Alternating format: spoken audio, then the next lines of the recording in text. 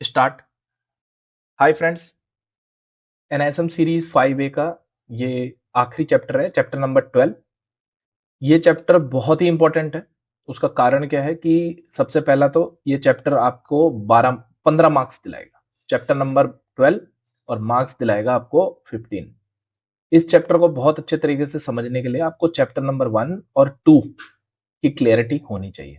मैंने बहुत से वीडियोस में ये ऑलरेडी बोला हुआ है कि चैप्टर 1-2 मोस्ट इंपॉर्टेंट चैप्टर में से आपको ये पूरा कॉन्सेप्ट समझना है म्यूचुअल फंड का, तो चैप्टर 1-2 बहुत ही ज्यादा जरूरी है। चैप्टर 1 आप ऑलरेडी जानते हो 8 मार्क्स का है, चैप्टर 2 6 मार्क्स का, 8 + 6 14 हो गए, और ये चैप्टर 15 मार्क्स का है, 15 मार्क्स का है, तो 15 + 14 29 मार्क्स। तो केवल 3 चैप्टर आप एक स्ट्रेट पढ़ोगे, 29 मार्क्स आपके स्कोर हो जाएंगे। चलो शुरू करते हैं। Chapter number 12, mutual fund scheme selection. Mutual fund scheme का जो सिलेक्शन होगा वो किन किन बेसिस पे होता है वो हम समझेंगे यहाँ पे।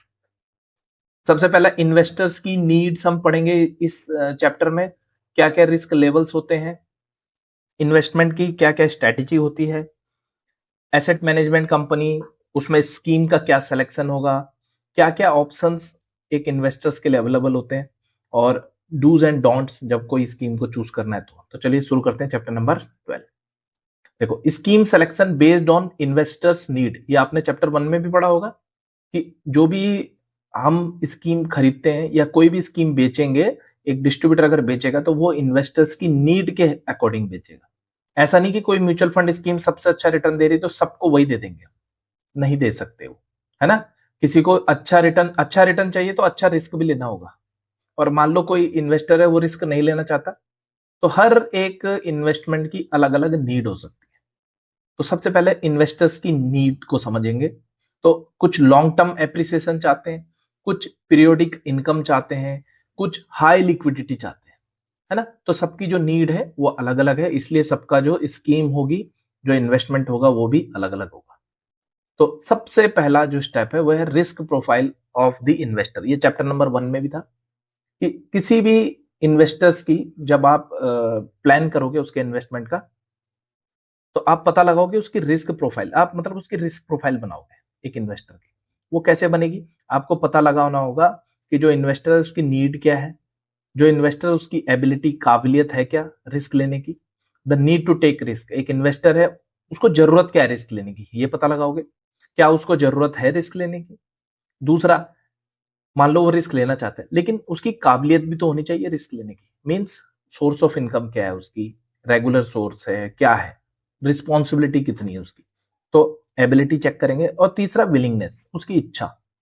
मान लो किसी की जरूरत है, उसको लेना चाहिए, काबिलियत भी है उसकी, एबिलिटी है, वो ले सकता है, लेकिन उसकी इच्छा नहीं है, तो फिर यहां पर वो रिस्क प्रोफाइल उसकी मतलब रिस्क नहीं लेना चाह रहा।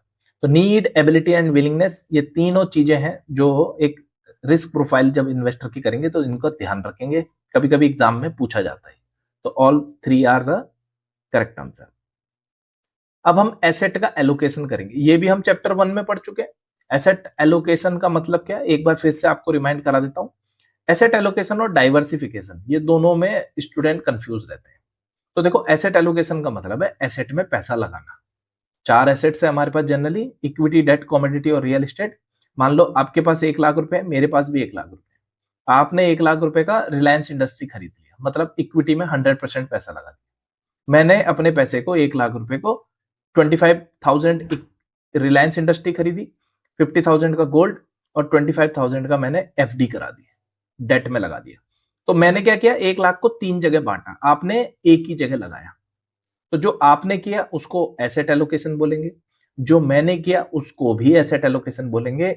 बट दोनों में डिफरेंस क्या है, आप वाले एसेट एलोकेशन में जो आपने पूरा 1 लाख गोल्ड में लगा दिया, रिलायंस इंडस्ट्री में लगा दिया, उसमें डाइवर्सिफिकेशन नहीं है, और मेरे वाले एसेट एलोकेशन में डाइवर्सिफिकेशन।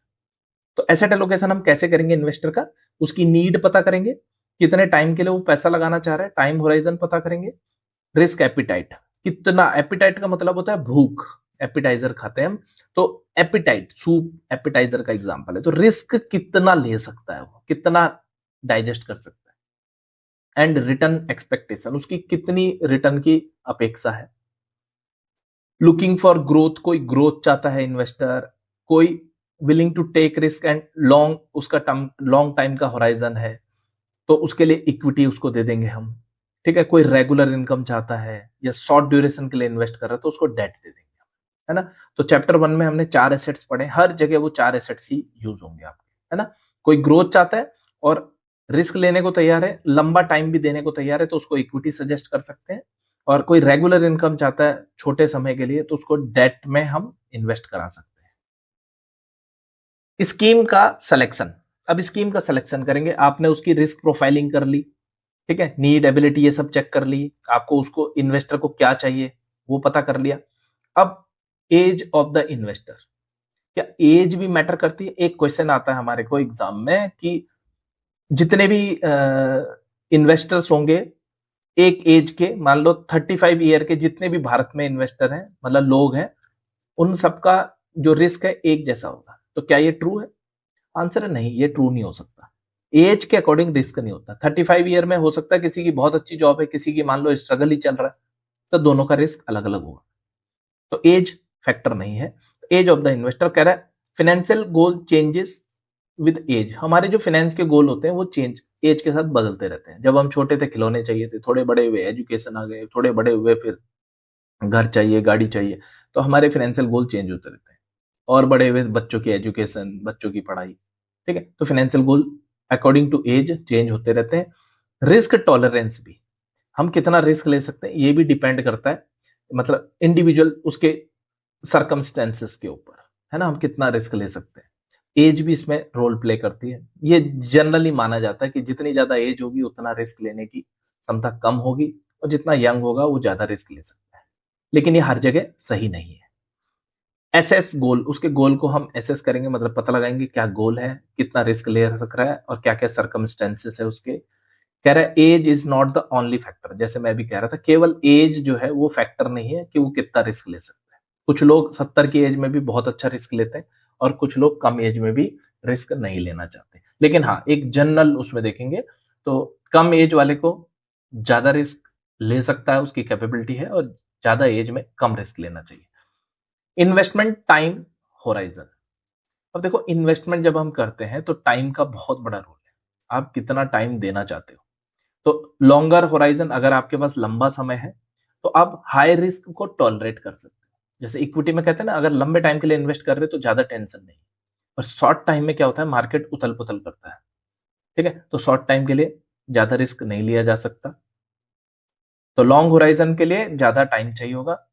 शॉर्ट टर्म गोल में लोअर रिस्क टॉलरेंस, है ना, तो इसमें कम रिस्क अगर कोई ले रहा है तो वो शॉर्ट टर्म के लिए जा सकता है, ठीक है ना। तो शॉर्ट टर्म गोल में आपका जो होगा रिस्क की टॉलरेंस वो कम होगी, मतलब शॉर्ट टर्म में रिस्क ज्यादा होगा आपका, लॉन्ग टर्म में आप ज्यादा रिस्क को टॉलरेट कर सकते हो, शॉर्ट टर्म में आप लोअर रिस्क टॉलरेंस होगी, मतलब रिस्क को टॉलरेट करने की क्षमता कम हो जाती है हमारी, ठीक है। तो ये इन्वेस्टमेंट का टाइम को लेकर के, ज्यादा अगर आपके पास टाइम है तो ज्यादा रिस्क ले सकते हो, कम अगर आपके पास टाइम है तो रिस्क भी आप कम ही लोगे। कोर एंड सैटेलाइट पोर्टफोलियो, देखो मैंने इन दोनों को हाईलाइट किया हुआ है, कोर और सैटेलाइट पोर्टफोलियो, दो टाइप के पोर्टफोलियो होते हैं। पोर्टफोलियो तो आपको पता है, कलेक्शन ऑफ इन्वेस्टमेंट, क्या आप इकट्ठा कर रहे हो, कौन से एसेट में इन्वेस्ट कर रहे हो, वो आपका पोर्टफोलियो होता है। Collection of all investment is called portfolio. तो कह रहा है एक कोर पोर्टफोलियो होता है और एक सैटेलाइट पोर्टफोलियो। कोर पोर्टफोलियो, जब आपका कोई इन्वेस्टमेंट लॉन्ग टर्म के लिए हो, आपका लंबे समय का कोई गोल हो, रिटायरमेंट के बाद के लिए आप पैसा इकट्ठा कर रहे हो, रिटायरमेंट लाइफ को जीने के लिए, तो वो आता है आपके कोर पोर्टफोलियो के अंदर।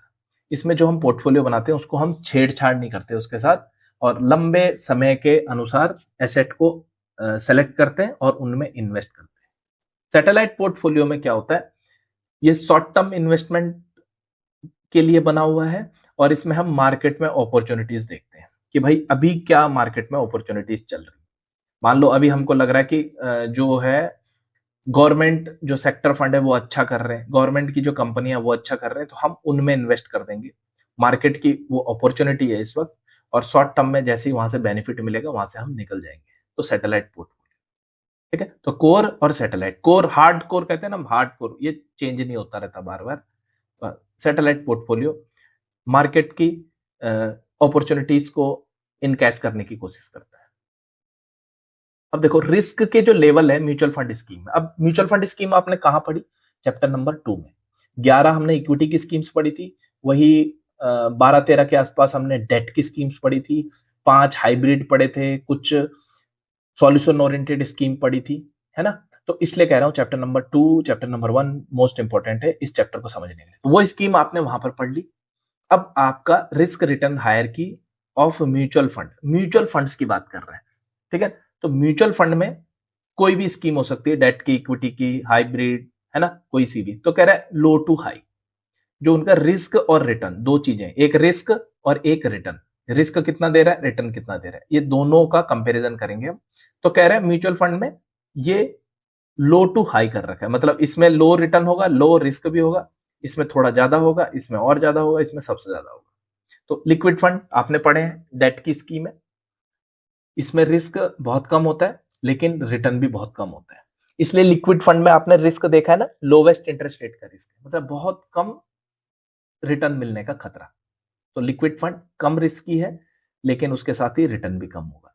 डेट फंड लिक्विड फंड से थोड़ा सा ज्यादा रिटर्न भी होगा, रिस्क भी होगा। Hybrid fund combination of more than one asset, hybrid fund में अब इक्विटी भी आ गई, एक और एसेट आ गई डेट को छोड़ करके, है ना, डेट तो है ही, तो हाइब्रिड फंड हो जाएगा। तो इसमें रिस्क और रिटर्न थोड़ा और बढ़ जाएगा। और इक्विटी में क्या है, high risk high return. Chapter 1 में पढ़ा है ना हमने, इक्विटी ज्यादा रिस्की भी है और ज्यादा रिटर्न देने वाली भी है। तो ये ऐसा आपको एक क्वेश्चन कंफर्म आएगा। तो आपने अभी पढ़ा रिस्क रिटर्न जो हायरार्की है म्यूचुअल फंड्स में, मतलब लो टू हाई की तरफ, तो लिक्विड फंड है ना, ये आपने पढ़ा। अब हम पढ़ेंगे risk return hierarchy of date funds. ये तो पूरे म्यूचुअल फंड की बात कर रहा था। अब डेट में हमने चैप्टर 2 में पढ़ा कि डेट के कुछ स्कीम्स थी, तो उन डेट की स्कीम में सबसे कम रिस्क किस में है, उससे ज्यादा सबसे ज्यादा किस में रिस्क है। तो लो टू हाई जाएंगे हम। तो चैप्टर 2 में हमने ये सारी स्कीम्स पढ़ी हुई हैं। ओवरनाइट फंड में सबसे कम रिस्क है और सबसे कम ये रिटर्न भी देती है। तो रिस्क और रिटर्न दोनों ओवरनाइट फंड में सबसे कम है। फिर लिक्विड फंड में थोड़ा सा रिस्क भी और रिटर्न भी बढ़ जाएगा, अल्ट्रा में और बढ़ जाएगा, लो ड्यूरेशन फंड में और, शॉर्ट में और, मीडियम ड्यूरेशन में। तो ड्यूरेशन आपको पता होगा 1 से 3 साल, 3 साल से 5 साल, 7 साल से ऊपर जो लॉन्ग ड्यूरेशन में आते हैं। तो ये इनमें रिस्क बढ़ता जा रहा है। आपको लग रहा होगा लॉन्ग ड्यूरेशन में रिस्क क्यों बढ़ रहा है? रिस्क कौन सा है यहाँ पे, कौन से रिस्क की बात हो रही है? तो रिस्क जो यहाँ पर बात हो रही है वो है इंटरेस्ट रेट की रिस्क की। तो इंटरेस्ट रेट के रिस्क के हिसाब से इनमें ये रिस्क बढ़ते जा रहे हैं, जितना लंबा उतना ज्यादा इंटरेस्ट रेट का रिस्क। ठीक है, तो रिस्क कौन सा है ये आपको डेट में खास करके ध्यान रखना है। Hierarchy of credit risk in debt fund, तो ये तो इंटरेस्ट रेट का रिस्क जो हमने देखा। अब यहां पर क्रेडिट रिस्क की बात कर रहे हैं कि भाई क्रेडिट रिस्क कैसे बढ़ता हुआ जा रहा है। तो गिल्ट फंड चैप्टर 2 में अगेन हमने पढ़ी थी, 80% पैसा गवर्नमेंट सिक्योरिटीज में, तो इसमें रिस्क तो कुछ हो नहीं सकता क्रेडिट का खास करके। इंटरेस्ट रेट का रिस्क तो इसमें भी है लेकिन क्रेडिट का नहीं है। उसके बाद है banking and PSU fund. Bank और पीएसयू के द्वारा जो डेट सिक्योरिटीज होती है उसमें इन्वेस्ट करता है ये स्कीम। तो इसमें भी थोड़ा सा रिस्क और रिटर्न बढ़ जाएगा। कॉर्पोरेट बॉन्ड फंड में और ज्यादा बढ़ जाएगा। और क्रेडिट रिस्क फंड, इसका तो नाम ही क्रेडिट रिस्क है, तो इसमें सबसे ज्यादा क्रेडिट रिस्क होता है। ये डबल ए कैटेगरी के बॉन्ड में इन्वेस्ट करने वाली स्कीम है, कम से कम 65% पैसा, तो इसमें रिस्क भी ज्यादा है और रिटर्न भी ज्यादा होता है। Risk return hierarchy of equity mutual fund पढ़ रहे हैं। अब इक्विटी के हिसाब से देखते हैं, डेट के हिसाब से आपने देखा, इक्विटी के हिसाब से, लेकिन यहां पर ये ऊपर मैंने लाइन खींच के रखी है, मतलब इसको सर्कल किया हुआ है, हाई टू लो जा रहे हैं यहां पर। ठीक है, रिस्क और रिटर्न दोनों हाई टू लो जा रहे हैं, मतलब सबसे हाई और फिर लो की तरफ जाएंगे। तो स्मॉल कैप आपको पता है सबसे ज्यादा रिस्की होते हैं, सबसे ज्यादा रिटर्न भी यही देते हैं।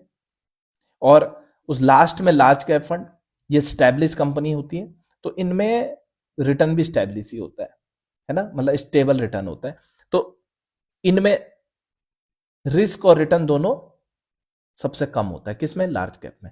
तो हाई टू लो जा रहे हैं हम, बाकियों की तरह नहीं जा रहे इसमें। तो स्मॉल कैप फंड सबसे ज्यादा रिस्की है, सबसे ज्यादा रिटर्न भी देगी। इससे कम रिस्क मिड कैप फंड्स में आता है मल्टी कैप फंड में मिड कैप से भी कम आता है, क्योंकि मल्टी कैप फंड में मिड कैप भी है और स्मॉल कैप भी आ जाता है और लार्ज कैप भी आता है, तो इसलिए मिड कैप से कम इसमें रिस्क है। लार्ज एंड मिड कैप, अब इसमें लार्ज भी शामिल हो गया, इसलिए मल्टी कैप से ये कम रिस्की है, कम रिटर्न भी देगा। और लास्ट में लार्ज कैप फंड है। लार्ज कैप तो आपको पता ही है, टॉप इंडिया की जो 100 कंपनी है वो लार्ज कैप के अंदर आती है और इसमें सबसे कम रिस्क होता है और रिटर्न भी ये इनके मुकाबले में कम देती है। Risk return hierarchy of diversified to concentrated fund. देखो डाइवर्सिफाइड, देखो अगेन चैप्टर 2 आ गया फिर से। तो डाइवर्सिफाइड मतलब जो फंड डाइवर्सिफाइड है, और कंसंट्रेटेड मतलब जो एक ही जगह कंसंट्रेट है। तो हमने इक्विटी में स्कीम्स पढ़ी थी, 3 खास करके स्कीम्स, उसमें था एक फोकस फंड, एक था थीमेटिक फंड और एक था सेक्टर फंड। इन तीनों में एक रिस्क जो है वो कॉमन है।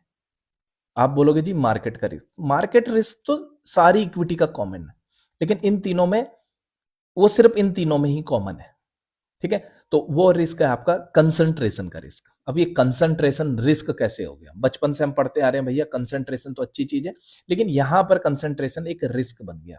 जैसे सेक्टर फंड क्या कर रहा है, एक ही सेक्टर में 80% पैसा को इन्वेस्ट कर दे रहा है, तो एक ही जगह कर रहा है, तो इसको कंसंट्रेशन की वजह से क्या नहीं मिल रहा, डाइवर्सिफिकेशन नहीं मिल रहा, इसलिए ये सबसे ज्यादा रिस्की है। ठीक है, तो डाइवर्सिफाई फंड, इसमें लो रिस्क भी है और लो रिटर्न भी होगा। फोकस फंड में थोड़ा रिस्क भी बढ़ जाएगा, रिटर्न भी बढ़ जाएगा। थीमेटिक फंड में और रिस्क और रिटर्न बढ़ जाएगा, और सेक्टर फंड सबसे ज्यादा रिस्की हो जाएगा, लेकिन रिटर्न भी सबसे ज्यादा दे सकता है। ठीक है, तो ये हो गया आपका सेक्टर फंड। ठीक है ना, सबसे ज्यादा रिटर्न देने वाला, सबसे ज्यादा रिस्की भी है। Risk return hierarchy of hybrid fund. अब यहाँ हाइब्रिड की बात कर रहा है। हाइब्रिड आपको पता है इक्विटी डेट का या more than 2 assets, more than 1 assets का कॉम्बिनेशन जो बनता है, ठीक है, उसको हाइब्रिड फंड बोलते हैं, है ना। 5 हाइब्रिड के फंड है, चैप्टर नंबर 2 में हमने इसको फॉर्मूला भी बनाया था याद रखने के लिए, MAABC। तो अब यहां पर देखेंगे आर्बिट्रेज फंड। आर्बिट्रेज फंड बड़ा अनोखा फंड है ना।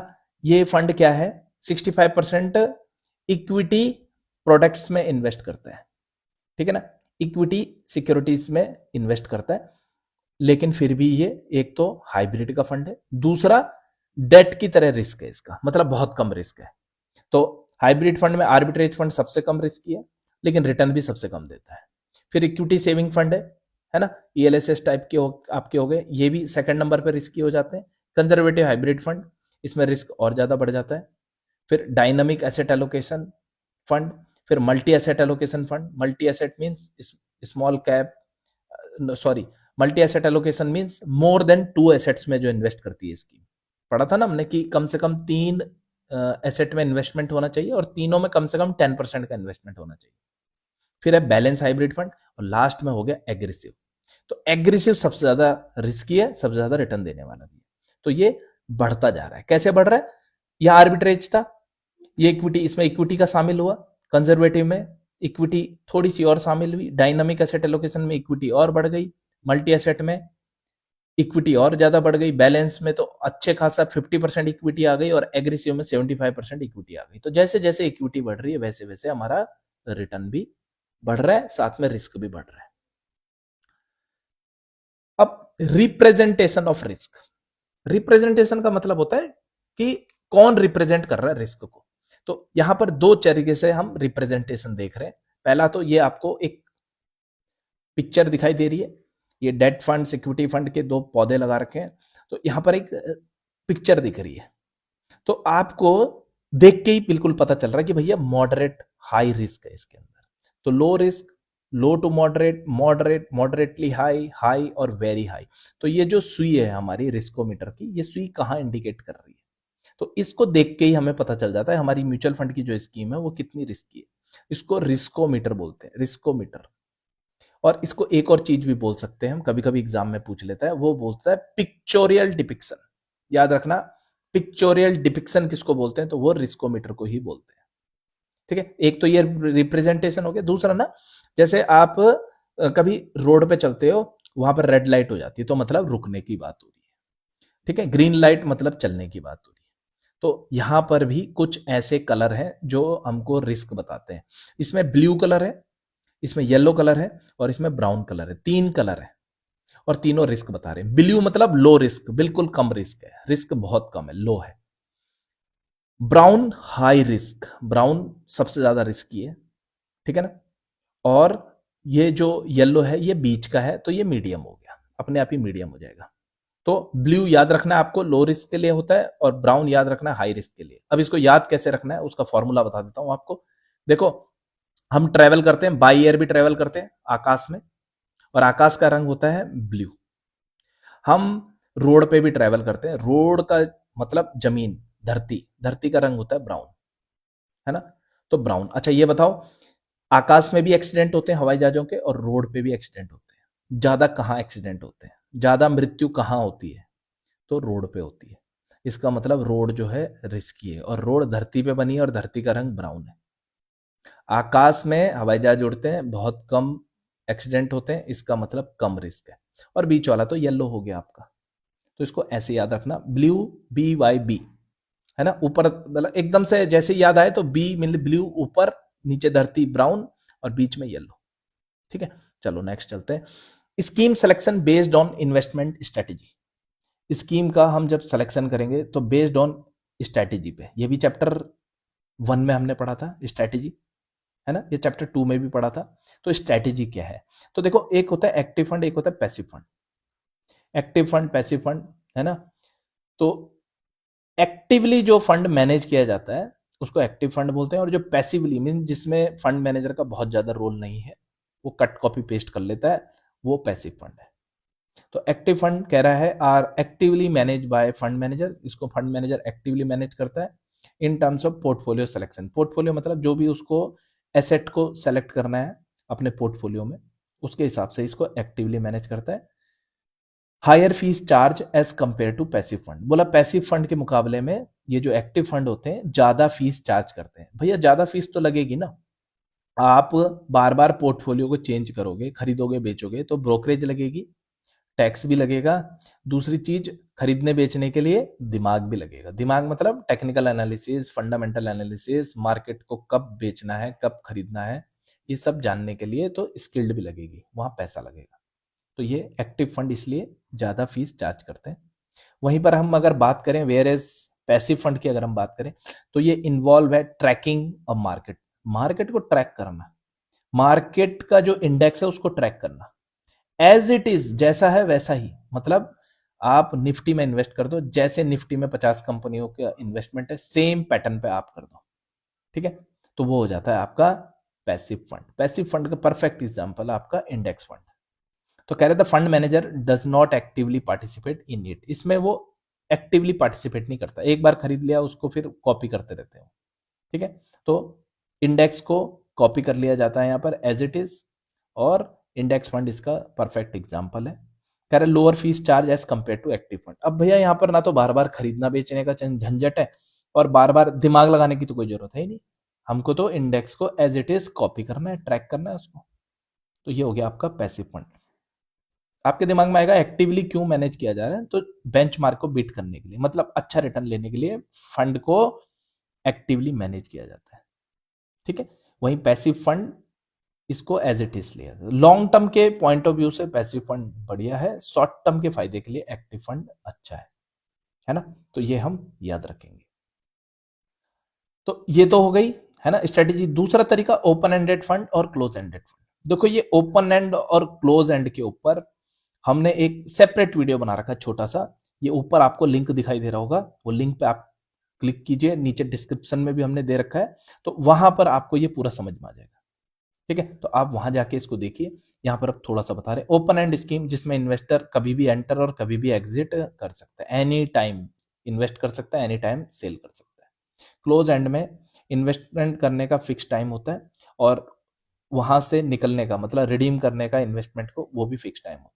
तो क्लोज एंड में कह रहे हैं फिक्स मेच्योरिटी है, लिमिटेड एंट्री है, और एग्जिट का एक पीरियड होता है, 3 साल के लिए, 2 साल के लिए, 5 साल के लिए, कितने साल के लिए इन्वेस्ट कर रहे हो ये फिक्स हो जाता है at the time of investment, ठीक है। तो इसके ऊपर पूरा डिटेल में वीडियो है। ओपन एंड और क्लोज एंड से रिलेटेड क्वेश्चन आते हैं, हर क्वेश्चन में जिसमें क्लोज एंड लिखा है तो समझ लो क्लोज एंड के बारे में आपको पता होना चाहिए, ठीक है। तो चैप्टर 2 में भी 2 में या 5 में इसको थोड़ा बहुत हमने डिस्कस किया, बाकी इसके ऊपर सेपरेट वीडियो है, आप उसको देखिए, इंपॉर्टेंट है बहुत। डाइवर्सिफाइड फंड और सेक्टर फंड, ये भी जैसे नाम से ही पता चल रहा है, डाइवर्सिफाई मतलब जो जो फंड सिर्फ एक ही एसेट में इन्वेस्ट नहीं करता, अलग अलग एसेट क्लास में इन्वेस्ट करता है, उसको हम डाइवर्सिफाई फंड बोलते हैं। और सेक्टर फंड क्या होता है, एक पर्टिकुलर सेक्टर में इन्वेस्ट करता है, मान लो बैंकिंग सेक्टर, तो 80% पैसा उसी बैंक की कंपनियों में लगा देगा, वो सेक्टर फंड हो गया।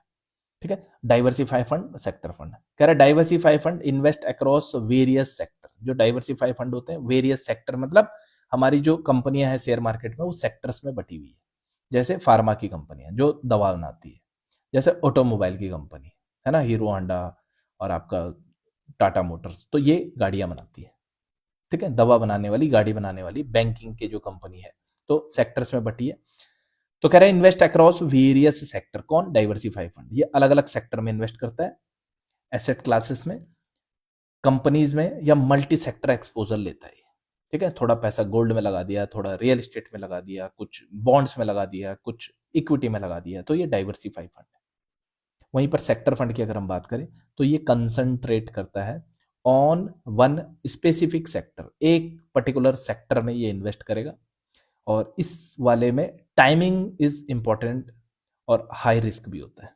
टाइमिंग मतलब क्या हुआ यहाँ पर कि भाई कौन से सेक्टर का टाइम अच्छा चल रहा है, उसी टाइम उसमें इन्वेस्ट करना है, और जब उसका टाइम निकल जाए उससे बाहर आ जाना है। तो ये सेक्टर फंड हो गया आपका। ठीक है, तो इसमें टाइमिंग की इंपॉर्टेंस है। डाइवर्सिफाई फंड में हम अलग अलग इन्वेस्टमेंट करते हैं, अलग अलग एसेट में इन्वेस्ट करते हैं, और डाइवर्सिफिकेशन बहुत जरूरी होता है। ठीक है, अब ये तो हो गए डाइवर्सिफाई और सेक्टर फंड के हिसाब से। अब large cap versus mid cap versus small cap, तो देखो दो टाइप से बांटे हुआ है कंपनी को। एक तो वो काम क्या करती है, कोई दवा बनाती है, कोई बैंकिंग का काम करती है, कोई गाड़ियां बनाती है, उस हिसाब से बांटा हुआ है। दूसरा उनको बांटा हुआ है कंपनी की पैसे के हिसाब से, कौन सी कंपनी कितनी बड़ी है। तो सबसे बड़ी कंपनी रिलायंस इंडस्ट्री, वो लार्ज कैप में आ रही है। छोटी कंपनियां जो अभी नई नई आई है, जिनकी कैपिटल जो है 300 करोड़ 500 करोड़ है, वो स्मॉल कैप में आ गई।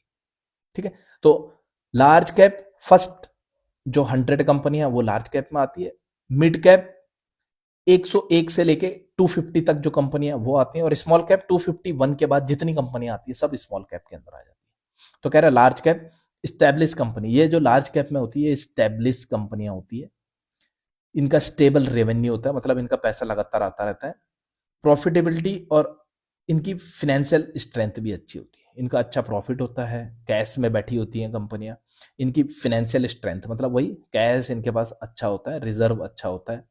तो ये स्टैब्लिश कंपनी है, कौन, लार्ज कैप के अंदर।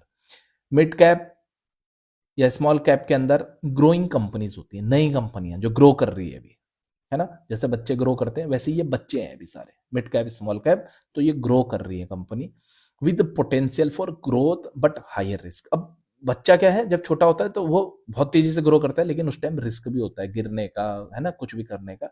तो वैसी ही ये कंपनियां हैं, इनमें ग्रोथ ज्यादा है लेकिन रिस्क भी ज्यादा है। अभी हमने पीछे कंपेयर भी किया था, स्मॉल कैप सबसे ज्यादा रिस्की था और सबसे ज्यादा रिटर्न भी दे रहा था। ठीक है, ग्रोथ वर्सेस वैल्यू फंड, आपने पढ़ा होगा सेम चैप्टर नंबर 2 में, ग्रोथ और वैल्यू। वैल्यू क्या होता है, वैल्यू फंड क्या होते हैं। वैल्यू फंड ऐसे फंड्स होते हैं जो ऐसी कंपनियों में इन्वेस्ट करते हैं जिन कंपनियों में फंड मैनेजर को वैल्यू दिखाई देती है। देखो आप सब लोग भी जब इक्विटी में इन्वेस्ट करते हो तो क्या सोच के इन्वेस्ट करते हो, आप उस स्टॉक में क्या सोच के इन्वेस्ट करते हो, आपको उसमें वैल्यू नजर आती है। तो वैल्यू का क्या मतलब है वो समझते हैं। कह रहा है सीक्स अंडर वैल्यू स्टॉक्स, जिन स्टॉक्स का प्राइस अंडर वैल्यू है, मतलब मेरे को लग रहा है ये स्टॉक 100 रुपए का होना चाहिए, लेकिन मार्केट में उसका प्राइस चल रहा है 70 रुपीज। 100 रुपए की मेरे हिसाब से फंडामेंटल एनालिसिस किया मैंने, देखा उसको, तो भाई इसकी वैल्यू तो 100 रुपए होनी चाहिए थी, लेकिन उसका प्राइस कितना चल रहा है, 70 रुपीज। तो इसका मतलब मेरे हिसाब से वो स्टॉक्स अंडर वैल्यू है, तो मैं उसमें इन्वेस्ट करता हूं। तो फ्यूचर में मेरे को प्राइस का एप्रिसिएशन देखने को मिल सकता है, ये सोच के वैल्यू फंड इन जैसे स्टॉक्स में इन्वेस्ट करता है। वहीं पर हम ग्रोथ की बात करेंगे, तो ग्रोथ जो म्यूचुअल फंड स्कीम है ये टारगेट करती है उन कंपनियों को जिनकी हाई ग्रोथ पोटेंशियल होती है, मतलब ग्रोथ की पोटेंशियल हाई होती है, अबव एवरेज इकोनॉमिक ग्रोथ, मतलब भारत की जो इकोनॉमिक एक चल रही है, मान लो 6% से देश की ग्रोथ हो रही है, लेकिन ये जो ग्रोथ में कंपनी आती है, इनकी ग्रोथ 6 से ज़्यादा होती है, 10% से, 9% से, 12% से ग्रोथ कर रहे हैं। तो ऐसी कंपनियों में ग्रोथ फंड जो है इन्वेस्टर के पैसे को इन्वेस्ट करता है, उस कंपनियों में इन्वेस्ट करता है। तो ये भी इन पे अंतर हो गया। Matching fund portfolio with its investment objective. It's means जो अपना पोर्टफोलियो है या इन्वेस्टर्स के पॉइंट ऑफ व्यू से बात हो रही है। तो मैचिंग फंड, फंड को मैच करेंगे पोर्टफोलियो उसके इन्वेस्टमेंट के ऑब्जेक्टिव के हिसाब से। तो कह रहे हैं चेक एएमसी वेबसाइट। आपको कैसे करना होगा ये, आप एएमसी की वेबसाइट को चेक करो, उसके स्कीम के जो पोर्टफोलियो हो उनको चेक करो, इंश्योर करो कि पोर्टफोलियो जो है वो मैच करता है आपके इन्वेस्टमेंट ऑब्जेक्टिव को, है ना। अब मेरा ऑब्जेक्टिव है कि भाई मेरे को क्या कहते हैं, बिना रिस्क लिए, मतलब मेरे को ज्यादा रिस्क नहीं लेना, लेकिन एक थोड़ा सा एक्सपोजर इक्विटी का भी चाहिए, तो मैं कंजर्वेटिव स्कीम लूंगा, है ना। तो वो पूरी डिटेल हम चेक करेंगे। इंश्योर्स पोर्टफोलियो मैच इन्वेस्ट, हमारा जो ऑब्जेक्टिव है, उद्देश्य है, उससे हमारा जो पोर्टफोलियो मैच कर रहा है क्या। फॉर एग्जाम्पल, एक एग्जाम्पल आपको समझ में आ जाएगा सारा। मेरे पास 6 महीने के लिए 10 लाख रुपए पड़े हुए हैं। 6 महीने के बाद उन पैसों की घर में यूज होना है, शादी होनी है मान लो, लेकिन वो पैसे मेरे पास 6 महीने तक कोई काम के नहीं है, 10 लाख रुपए पड़े हुए हैं। तो उस 10 लाख रुपए को मैं इक्विटी में नहीं डाल सकता, क्योंकि वहां रिस्क ज्यादा है, ठीक है ना। तो मैं चेक करूंगा कि मेरा ऑब्जेक्टिव क्या है। मेरा ऑब्जेक्टिव है यहाँ पर एक तो लिक्विडिटी, मतलब 6 महीने में मेरे को वो पैसा मिल जाए, और दूसरा एक छोटा मोटा रिटर्न आए। यहाँ पर मेरा रिटर्न ज्यादा कंसर्न नहीं है, ठीक है। तो इस हिसाब से हम देखेंगे उसको। तो for detail refer to scheme information document. और डिटेल में अगर आप जानना चाहते हो तो आप एसआईडी पढ़ोगे, चैप्टर नंबर 5 में हमने पढ़ा अच्छे से स्कीम इन्फॉर्मेशन डॉक्यूमेंट, जो स्कीम के बारे में आपको पूरी इंफॉर्मेशन प्रोवाइड करता है, यहां पढ़ोगे आप। फंड मैनेजर कह रहा मार्केट ट्रेंड आइडेंटिफिकेशन स्किल्स, है ना। जो फंड मैनेजर होता है ये हाईली स्किल्ड होना चाहिए, इसको फाइनेंशियल मार्केट की अच्छी नॉलेज होनी चाहिए, मार्केट में क्या हो रहा है, फाइनेंस मार्केट में क्या हो रहा है अच्छे से पता होना चाहिए। तो मार्केट का इसको ट्रेंड पता होना चाहिए, उसको आइडेंटिफिकेशन कैसे करना है, कौन सा अभी ट्रेंड चल रहा है, उसकी स्किल उसके पास होनी चाहिए। इन्फॉर्म्ड इन्वेस्टमेंट डिसीजन, जो फंड मैनेजर होता है, ठीक है, इन्वेस्टमेंट में क्या डिसीजन कैसे ले रहा है, तो उसके बारे में उसको पूरी इंफॉर्मेशन होनी चाहिए। इफेक्टिव रिस्क मैनेजमेंट, भैया देखो हम तो बोलते ही हैं, म्यूचुअल फंड तो बोलता ही है, mutual fund investment are subject to market risk. तो रिस्क तो है, लेकिन उस रिस्क को मैनेज करने का काम फंड मैनेजर का है। तो उसके पास इफेक्टिव तरीके होने चाहिए रिस्क को मैनेज करने के। और लास्ट में स्ट्रॉन्ग लॉन्ग टर्म परफॉर्मेंस। एक फंड मैनेजर ऐसा नहीं है कि 100 मीटर की रेस है ना, वो तो एक मैराथन है, लंबे टाइम तक उसको लगातार परफॉर्म करना होगा। ऐसा नहीं है कि 3 महीने तो 20% का रिटर्न दिया और उसके बाद 10% का नेगेटिव रिटर्न दे दिया, नहीं, उसको लॉन्ग रन में रिटर्न देना होगा, मतलब स्ट्रॉन्ग लॉन्ग टर्म का उसका परफॉर्मेंस होना चाहिए। फंड की परफॉर्मेंस, मतलब देखो फंड परफॉर्मेंस और फंड मैनेजर की परफॉर्मेंस तो एक ही है। फंड परफॉर्म तभी तो करेगा जब फंड मैनेजर की परफॉर्मेंस अच्छी होगी। तो कह रहा है कंपेयर रिटर्न टू बेंचमार्क। एक फंड को कैसा परफॉर्म कर रहा है कैसे पता लगाएंगे, तो उसको हम कंपेयर करेंगे। कंपेयर किसके साथ करते हैं, बेंचमार्क के साथ। तो कंपेयर रिटर्न्स टू बेंचमार्क, हमारी जो स्कीम है उसने कितना रिटर्न दिया है और उस स्कीम का जो बेंचमार्क है उसने कितना रिटर्न दिया है, दोनों को कंपेयर करेंगे, पता लग जाएगा। Assess over time, short term long term, short term में लॉन्ग टर्म में कैसा रिटर्न दे रहा है उससे पता चल जाता है। इवेल्युएट इन्वेस्टमेंट सक्सेस, है ना, हम मूल्यांकन करते हैं हमारा जो इन्वेस्टमेंट किया है उसमें क्या सक्सेस मिली हमें, तो उससे भी हमें पता चलता है फंड कैसा परफॉर्म कर रहा है। फंड की एज क्या बोल रहा है, कह रहा है a fund with a long history, कोई फंड है उसका लंबी हिस्ट्री है, पहले से है वो, तो allow you to assess its performance. तो अगर पुराना फंड है तो उसमें आप उसकी परफॉर्मेंस को चेक कर सकते हो कि भाई पिछले टाइम से क्या रिटर्न दे रहा है, ठीक है, कैसा रिटर्न दे रहा है, उसी को पता कर सकते हो। कह रहा है अवॉइड न्यू फंड्स, जो बिल्कुल नए फंड्स हैं उनको हमको अवॉइड करना चाहिए with poor manager track record, ठीक है ना। क्यों, क्योंकि ट्रैक रिकॉर्ड हमारे पास उसका नहीं है। तो नए फंड को हमको ज़्यादा एक्सपोजर नहीं लेना चाहिए, ठीक है। तो new fund with poor manager record, तो उनको हमको अवॉइड करना चाहिए, ठीक है। कोई नए फंड है और फंड मैनेजर का रिकॉर्ड भी अच्छा नहीं है तो उनको हमको अवॉइड करना चाहिए, हमको उन्हीं फंड में ज़्यादा इन्वेस्ट करना चाहिए जिनका अच्छा ट्रैक रिकॉर्ड हो, ठीक है ना। फंड का साइज, हाँ ये बहुत इंपॉर्टेंट है। चैप्टर नंबर 2 में हमने फिर पढ़ा था कि म्यूचुअल फंड के थ्रू जब हम इन्वेस्ट करते हैं तो सबसे बड़ा फायदा है इकोनॉमी ऑफ स्केल का।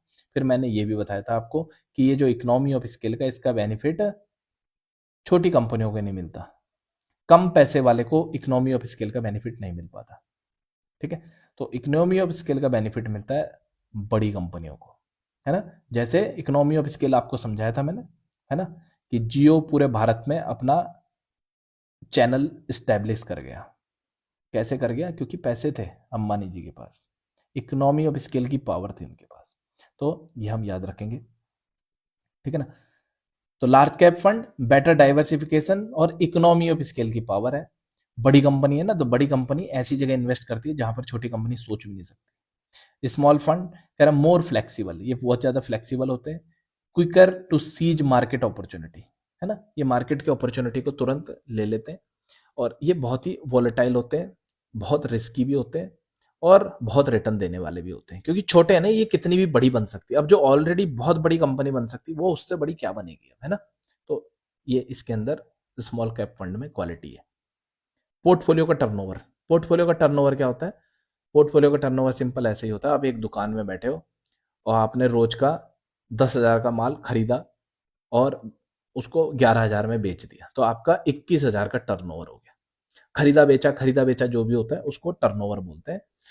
तो हाई टर्नओवर, अगर अगर हमारा पोर्टफोलियो का, अगर हमारी स्कीम का जो टर्नओवर होगा वो हाई होगा, ज़्यादा होगा, तो उसमें ब्रोकिंग की कॉस्ट भी ज़्यादा ही हो जाएगी। खरीदने बेचने के तो चार्ज लगेंगे ना, तो इंक्रीज वो भी बढ़ जाएगी। सेकंड में कह रहा है फ्रीक्वेंट ट्रेडिंग, अगर लगातार कोई ट्रेड किया जा रहा है तो वो इंडिकेट करता है अनस्टेडी मैनेजमेंट, मतलब इसका जो मैनेजमेंट है वो इतना ज़्यादा कैपेबल नहीं है, इसलिए तो बार बार ट्रेड कर रहा है। तो पोर्टफोलियो टर्नओवर ज़्यादा नहीं होना चाहिए। स्कीम रनिंग एक्सपेंस, एक स्कीम को रन करने के लिए जो खर्चे होते हैं वो क्या क्या होते हैं वो समझते हैं, और उन खर्चों का क्या इफेक्ट होता है हमारे म्यूचुअल फंड रिटर्न के ऊपर। तो हाई एक्सपेंसेस, अगर एक्सपेंस ज़्यादा है तो इन्वेस्टर का जो रिटर्न है वो रिड्यूस कम हो जाता है। स्पेशली अगर हम बात करें बोले डेट स्कीम की, डेट की स्कीम क्या होती है? कम रिटर्न देने वाली होती है। अब अगर हम कम पैसा कमा रहे हैं तो भाई हमारे खर्चे भी कंट्रोल में होने चाहिए। ऐसा नहीं है कि 100 रुपए कमा रहे हैं और 150 रुपए खर्च कर रहे हैं। तो डेट स्कीम का क्या है? रिटर्न कम है तो इसका रिस्क, इसका जो खर्चे हैं, एक्सपेंसेस है, वो भी कम होने चाहिए। तो इसीलिए कह रहा है specially in debt schemes where return are typically lower, जो कि बहुत कम होते हैं, देन इक्विटी स्कीम्स। तो यहाँ खर्चों का स्पेशल ध्यान रखना होता है। इसलिए एक क्वेश्चन आता है 4 डेसिमल और 2 डेसिमल का।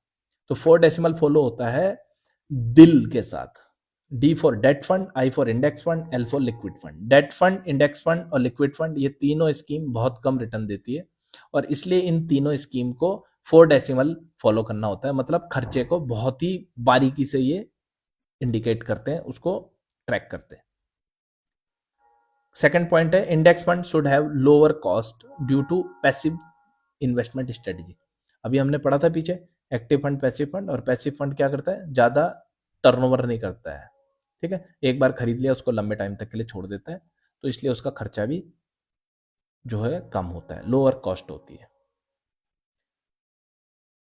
सेलेक्टिंग ऑप्शंस इन म्यूचुअल फंड स्कीम, ये चैप्टर नंबर 9 में हमने 2 टाइप के प्लान, 3 टाइप के ऑप्शंस अच्छे से पढ़े हुए हैं।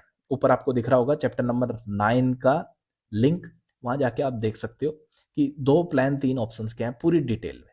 तो यहां कह रहा है आईडीसीडब्ल्यू पे आउट ऑप्शन है, और यहां आईडीसीडब्ल्यू री इन्वेस्टमेंट ऑप्शन है। या आईडीसीडब्ल्यू है क्या, है ना? एक्चुअल में इसको पहले डिविडेंड पे आउट ऑप्शन और डिविडेंड री इन्वेस्टमेंट ऑप्शन से जाना जाता था, है ना। है ये अभी भी यही, लेकिन नाम चेंज हो गया, इसका नामकरण इसका आईडीसीडब्ल्यू कर दिया गया है। तो आईडीसीडब्ल्यू की फुल फॉर्म है income distribution capital withdrawal plan. तो आईडीसीडब्ल्यू पे आउट अगर आपने चूज किया हुआ है तो क्या होगा? तो आपका जो डिविडेंड का पैसा है वो आप रिसीव करोगे डायरेक्टली आपके बैंक खाते में, मतलब जो भी डिविडेंड मिलेगा आपके स्कीम में वो आपके सीधा बैंक खाते में चला जाएगा। जब डिविडेंड बैंक खाते में चला जाएगा तो एनएवी के साथ क्या होगा? तो एनएवी कह रहा है डिक्रीज हो जाएगी, घट जाएगी बाय डिविडेंड अमाउंट, जितनी डिविडेंड की अमाउंट आपको मिली है। मान लो 15 रुपए की एक यूनिट की आपकी एनएवी है, 3 रुपए का उसमें डिविडेंड था, अब आपने पे आउट चूज किया हुआ था, 3 रुपए आपके बैंक खाते में आ गए, तो वो जो 15 रुपए की एनएवी थी वो 12 रुपए की रह जाएगी। जितनी अमाउंट का आपको डिविडेंड मिला उतनी अमाउंट से वो डिक्रीज हो जाएगी। आईडीसीडब्ल्यू री इन्वेस्टमेंट ऑप्शन। कुछ नहीं है। इसमें क्या होता है, जो डिविडेंड का पैसा मिला आपने पे आउट में, आपके बैंक खाते में आ गया 3 रुपए जो था, यहां पर आपके बैंक खाते में नहीं आएगा, वो 3 रुपए दोबारा उसी स्कीम में इन्वेस्ट हो जाएगा, री इन्वेस्ट हो जाएगा। यहां पर आपका एनएवी तो गिरेगी लेकिन आपकी यूनिट बढ़ जाएगी क्योंकि री इन्वेस्ट हो गया। ठीक है, तो डिविडेंड्स आर री इन्वेस्टेड इन द स्कीम, जो डिविडेंड का पैसा है दोबारा से इन्वेस्ट हो जाएगा बोला स्कीम में। और सेकंड में कह रहा है additional unit are allotted to the investor, और अतिरिक्त जो यूनिट्स है जो आपके डिविडेंड के पैसे से खरीदी गई वो आपको अलॉट हो जाएंगी, मिल जाएंगी। और तीसरा है ग्रोथ ऑप्शन, इसका नाम पहले भी ग्रोथ था, आज भी ग्रोथ ही है। ग्रोथ ऑप्शन 95% जो इन्वेस्टर हैं ग्रोथ ही चूज करते हैं। कह रहा है in the growth option comma no dividend is declare, dividend declare ही नहीं किया जाता। और फिर कह रहा है so the NAV reflect the full portfolio gain, जो एनएवी होती है ग्रोथ म्यूचुअल फंड स्कीम की, वो सबसे ज्यादा ग्रो करती है। तो एक क्वेश्चन भी आता है आपको कि एक इन्वेस्टर है वो कंपाउंडिंग इफेक्ट चाहता है, मतलब चतुर्बुद्धि ब्याज चाहता है, तो कौन सा ऑप्शन चूज करेगा, तो है ग्रोथ। ठीक है, इंश्योरिंग सुटेबिलिटी, ठीक है, कौन सी सूट कर रही है हमारे को, तो distributor must assess scheme suitability, जो डिस्ट्रीब्यूटर है आप बन रहे हो जैसे, तो आपको ये एसेस करना होगा कौन सी स्कीम आपके इन्वेस्टर को सूट कर रही है। फिर आप मैच करोगे इन्वेस्टर्स की नीड और सिचुएशन, ठीक है, सेबी रेगुलेशन के हिसाब से, तो इन्वेस्टर्स की क्या नीड है और क्या उसकी सिचुएशन है। Sticking to investor asset allocation, देखो एसेट एलोकेशन जो है वो बेस्ड होती है इन्वेस्टर के गोल और सिचुएशन, एक इन्वेस्टर का गोल क्या है, उसकी सिचुएशन क्या है। ठीक है, और फिर कह रहा है it help guide the selection, ये जो एसेट एलोकेशन है स्कीम जो उसका हम एसेट एलोकेशन करते हैं, ठीक है, तो कह रहा है it help guide the selection of investment scheme. बोला ये सब चीजें जब हमें पता चल जाता है इन्वेस्टर के गोल क्या है, उसकी सिचुएशन क्या है, तो हमको वो हेल्प करती है कि भैया इस गोल को पूरा करने के लिए इस सिचुएशन में कौन सी स्कीम में इन्वेस्ट करना चाहिए। Third, sticking to the right allocation, ठीक है ना, जो सही एलोकेशन है उससे हमको स्टिक करती है वो, और इंश्योर करती है कि बेटर अलाइनमेंट मिले और वो फाइनेंशियल ऑब्जेक्टिव को हमारे पूरा करे। ठीक है, चेजिंग पास्ट परफॉर्मेंस, पास्ट में स्कीम ने कैसा रिटर्न दिया उसको भी हम चेज करते हैं, उसको चेक करते हैं। तो कह रहा है past performance doesn't guarantee future result, अब पास्ट में बहुत अच्छा रिजल्ट दिया है तो पास्ट के बेस पे फ्यूचर में भी अच्छा रिजल्ट देगी, तो ये कोई गारंटी नहीं है, इसकी कोई गारंटी नहीं है। As stated in mutual fund ads, ठीक है, जैसे म्यूचुअल फंड स्कीम के एड में कहा जाता था, अब तो कहा भी नहीं जाता है ना, तो रिटर्न देखना चाहिए हमें क्या रिटर्न दिया है, तो भैया रिटर्न देखा लेकिन फ्यूचर में किसी ने कुछ नहीं देखा। Don't rely solely on historical data, मतलब हिस्ट्री पे ही, पास्ट रिटर्न पे ही पूरा फोकस हमको नहीं रहना चाहिए। और फिर है keeping an I on the taxes and load, हाँ ये भी है, टैक्स क्या है, टैक्स भी हमारे इन्वेस्टमेंट जो रिटर्न है उसको कम कर देता है। और लोड्स, मान लो टाइम से पहले बेच रहे हो, एग्जिट लोड होता है, वो भी हमारे रिटर्न को कम कर देता है। ठीक है, तो टैक्सेस और लोड्स का भी हमको ध्यान रखना है, ठीक है ना, इस चीज पे भी हम ध्यान रखेंगे। एक क्वेश्चन आता है ना हमारा, रियल रेट ऑफ रिटर्न क्या है, RRR, तो आपको मान लो 1 लाख रुपए में 1 साल में 8% का इंटरेस्ट मिला, तो 8% का आपका रिटर्न है, लेकिन ये रियल रेट ऑफ रिटर्न नहीं है। क्यों, क्योंकि इसमें इन्फ्लेशन को एडजस्ट नहीं किया है ना, तो इन्फ्लेशन, ये लोड्स हो गए, ये टैक्सेस हो गए, ये भी हमारे रिटर्न को कम करते हैं। अब डूज एंड डोंट्स, जब हम म्यूचुअल फंड की स्कीम को सेलेक्ट करेंगे तो उसमें क्या क्या चीजें हैं हमारे को जो करनी या नहीं करनी चाहिए जब हम म्यूचुअल फंड की स्कीम को सेलेक्ट करते हैं। तो डूज में आता है सबसे पहले सेट क्लियर इन्वेस्टमेंट गोल, भैया गोल क्लियर होना चाहिए हमारा, ठीक है ना, कि क्या गोल है हमारा लाइफ में, ठीक है, तभी इन्वेस्टमेंट करना चाहिए। एसेस रिस्क टॉलरेंस, हम कितना रिस्क ले सकते हैं वो हमको पता होना चाहिए। रिसर्च एंड कंपेयर स्कीम, एक स्कीम को दूसरी स्कीम के साथ हमको कंपेयर करना है, उस पर रिसर्च होनी चाहिए। Cheque fund manager track record, जो हमारी जिस स्कीम में इन्वेस्ट करने जा रहे हैं उसको कौन मैनेजर है जो मैनेज कर रहे हैं, वो उसको चेक करेंगे, उसका ट्रैक रिकॉर्ड चेक करेंगे, इन्वेस्टर का, मैनेजर का, फंड मैनेजर का। डाइवर्सिफाई पोर्टफोलियो पे फोकस करेंगे, मतलब अपने पोर्टफोलियो को हम डाइवर्सिफाई करेंगे, सारा पैसा इक्विटी में या सारा पैसा डेट में या सारा पैसा गोल्ड में नहीं लगाएंगे, हम अलग अलग जगह पे लगाएंगे। मॉनिटर करेंगे और रिव्यू करेंगे इन्वेस्टमेंट को, मतलब हमने इन्वेस्ट तो कर दिया लेकिन वो वैसा काम नहीं कर रहा, तो उसमें मॉनिटर करके हम चेंजेस करेंगे उसमें। फिर कंसिडर करेंगे टैक्स इम्प्लीकेशन, भैया टैक्स टैक्स कितने लग रहे हैं, क्या लग रहे हैं, उसको भी ध्यान रखेंगे। कहीं ऐसा ना हो कि टैक्स से हमारा रिटर्न ही कम होता जा रहा है, तो उसका भी ध्यान रखेंगे। तो ये सारी चीजें हमें करनी चाहिए। अब डोंट्स क्या नहीं करनी चाहिए, तो चेस्ट पास्ट परफॉर्मेंस, अभी थोड़ी देर पहले बताया था, पास्ट परफॉर्मेंस के बेस पे ही इन्वेस्टमेंट नहीं करना चाहिए। इन्वेस्ट बेस्ड ऑन र्यूमर या टिप्स, कहीं से टिप्स मिल गई, कोई अफवाह फैल गई, उसके बेस पे इन्वेस्ट नहीं करना चाहिए। Over concentrate in one scheme, मतलब एक ही जगह सारा पैसा लगा देना, वो नहीं होना चाहिए। इग्नोर फीस एंड एक्सपेंसेस, जो भी फीस होती हैं और एक्सपेंसेस होते हैं एक म्यूचुअल फंड स्कीम के, उनको भी हमको इग्नोर नहीं करना चाहिए, क्योंकि वो भी हमारे रिटर्न को कम कर सकते हैं। Invest without understanding the scheme, ठीक है, किसी भी स्कीम को बिना अंडरस्टैंड किए हमें को उसमें इन्वेस्ट नहीं करना चाहिए। मेक इमोशनल डिसीजन, कभी कभी हम भावनाओं में बह के इन्वेस्टमेंट के डिसीजन ले लेते हैं, तो ये कभी भी नहीं होना चाहिए। और फॉरगेट, लास्ट का है, फॉरगेट टू रीबैलेंस पोर्टफोलियो। जो रीबैलेंस पोर्टफोलियो, उसको हमको पोर्टफोलियो को जो है हमेशा रीबैलेंस करना चाहिए, तो ये भूलना नहीं चाहिए हमें, ठीक है ना। तो ये था हमारा चैप्टर नंबर 12, और चैप्टर नंबर 12 मैंने शुरू में कहा था बहुत इंपॉर्टेंट चैप्टर है, और 15 मार्क्स आपको ये दिलाता है चैप्टर, 15 क्वेश्चन आपको इस चैप्टर में से आएंगे। तो आई होप आपने ये चैप्टर अच्छे से देख लिया होगा, समझ लिया होगा, ठीक है ना। अब हम इसके क्वेश्चन एंड आंसर्स करेंगे, हर क्वेश्चन आंसर को अच्छे से समझेंगे, और वो क्वेश्चन आंसर से ये आपका चैप्टर और ज़्यादा आपको अंडरस्टैंड हो जाएगा। तो चैप्टर 1 और 2 है ना, इनको पक्का देख लें आप, उसके बाद इस चैप्टर को देखेंगे तो सीधा 29 मार्क्स आपके यहाँ पर पक्के हो जाते हैं। तो चलिए अब करते हैं हम मॉक टेस्ट। मॉक टेस्ट हम शुरू कर रहे हैं। क्वेश्चन नंबर 1 क्या कह रहा है, typically comma which amongst the following is false about risk appetite.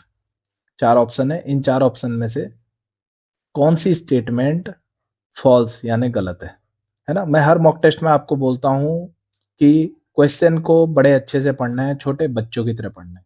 यहाँ फॉल्स पूछ रहा है, अब हमको ये पता चल गया कि ये ट्रू फॉल्स का क्वेश्चन है, लेकिन फॉल्स माइंड में नहीं रखना है हमको, तो इन सारी स्टेटमेंट को पढ़ना है, कौन सी ट्रू है कौन सी फॉल्स है वो पता लगाना है। फर्स्ट कह रहा है there are difference between preferred risk appetite and ideal risk appetite, ठीक है। कह रहा है कुछ डिफरेंस होते हैं, बोला प्रिफर्ड और रिस्क एपिटाइट में, ठीक है। ए बी में कह रहा है it indicate level of risk that investor is comfortable with, बोला ये जो रिस्क एपिटाइट है इससे ये पता चलता है कि कितना रिस्क एक इन्वेस्टर कंफर्टेबल है उसके साथ, झेल सकता है, ठीक है। ये ट्रू है कि फॉल्स, ये पता लगाना है। सी कह रहा people of same age will always have same risk appetite, मतलब भारत में जितने भी लोग हैं, इस दुनिया में जितने भी लोग हैं, अगर उनकी एज 30 है तो सबका रिस्क ऐसा ही एक जैसा होगा उनके एज के अकॉर्डिंग। डी कह रहा risk profiling help assess risk appetite, risk profiling से बोला हम एसेस कर सकते हैं कि एक इन्वेस्टर कितना रिस्क ले सकता है। तो इन 4 में से फॉल्स बतानी है, तो क्या लगता है आपको आंसर क्या होगा। और सही आंसर है C, people of same age will always have same risk appetite. देखो एपिटाइट का मतलब यहां पर है भूख, तो रिस्क की आप कितनी, मतलब जैसे बोलते हैं कितनी रोटी खाएगा, 2 रोटी खाऊंगा, तो कितना रिस्क लेगा, तो रिस्क लेगा मतलब एपिटाइट कितना झेल सकता है। तो एपिटाइजर होटल इंडस्ट्री में मतलब भूख को बोलते हैं, है ना। तो ए बी और डी तीनों के तीनों ट्रू हैं, सी फॉल्स है, और ऊपर हमसे क्या पूछा है फॉल्स, तो इसका मतलब सी हमारा करेक्ट आंसर है, ठीक है ना। तो ये हम याद रखेंगे। Question number 2, arrange the following scheme categories in terms of higher risk to lower risk. देखो ऐसा एक क्वेश्चन आपको कंफर्म आना ही आना है ना, आ सकता है। तो अरेंज करने को कह रहा है, ये 3-4 स्कीम दे रखी है, 1 2 3 4, ये 4 स्कीम है, इन 4 स्कीम को हमको कैटेगरी वाइज अरेंज करना है। कैटेगरी क्या है, बोल रहा है जिसमें सबसे ज्यादा रिस्क है वो नंबर 1 पे रखो, फिर जिसमें उससे कम है वो 2, और ऐसे कम करते हुए, तो हाई रिस्क से लोअर की तरफ जाना है। तो सबसे पहली है टॉप 500 कंपनी, दूसरा है large and mid cap fund, तीसरा है स्मॉल कैप फंड और चौथा है मिड कैप फंड।